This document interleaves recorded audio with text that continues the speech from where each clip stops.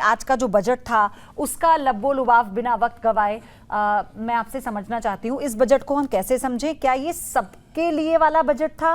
क्या वाकई जो मिडिल क्लास को थोड़ी निराशा हुई है वो जायज़ है इसमें? और युवाओं को जो फोकस किया गया है, क्या उसके आने वाले समय में हम इम्प्लीमेंटेशन के बाद हम उसके जो मेरिट हैं वो देखने वाले हैं? देखिए, कोई भी बजट जो होता है ना, सरकार के लक्ष्यों और आम आदमी के उम्मीदों के बीच का सामंजस्य होता है मेरे हिसाब से।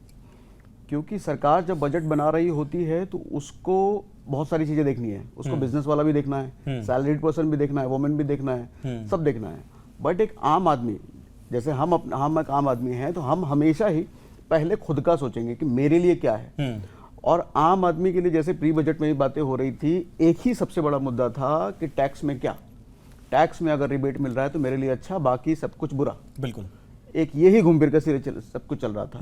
लेकिन ऐसा तो नहीं है। देखिए, होता क्या है कि एक बजट में अगर मैं मानता हूं 50% चीजें भी लोगों के फेवर में हैं, तो बजट अच्छा नहीं, बहुत अच्छा है।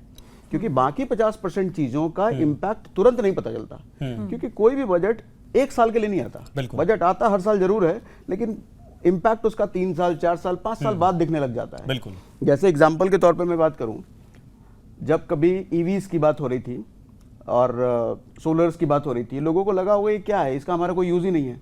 लेकिन आज देखिए, इतने सालों बाद उसका यूज समझ में आता है। आज इलेक्ट्रिक व्हीकल्स का यूज समझ में आ रहा है। सेम वे जीएसटी जब आया था तो लोगों ने विरोध भी किया था। आज देखिए, जीएसटी की वजह से सरकार के पास कितना कलेक्शन गया है, और जब सरकार के पास कलेक्शन बढ़ता है तो सरकार उसको इंफ्रा में खर्च करेगी, लोगों के डेवलपमेंट में खर्च करेगी, जिससे अल्टीमेटली फायदा लोगों का ही पहुंचता है।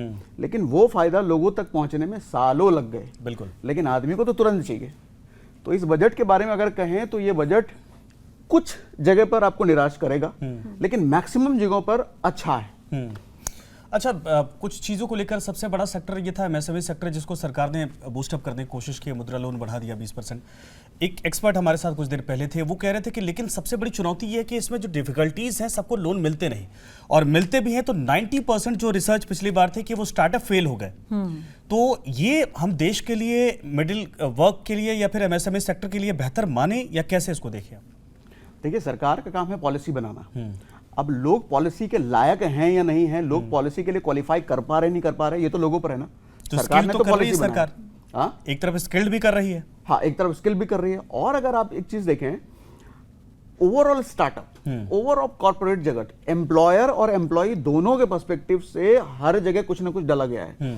एक चीज बताता हूं, एक एंजल टैक्स करके होता था। मैं अगर एंजल इन्वेस्टर हूं, किसी स्टार्टअप में पैसा डाल रहा हूं, तो मेरे को 30% देना होता था गेन पर। वो बिल्कुल हटा दिया है। इसका मतलब क्या है, ज्यादा से ज्यादा स्टार्टअप को फंडिंग में मिले, ये एनकरेज कर रही है सरकार। 30% टैक्स था, उसको बिल्कुल जीरो करना, ये बहुत बड़ा स्टेप नहीं है क्या? बिल्कुल।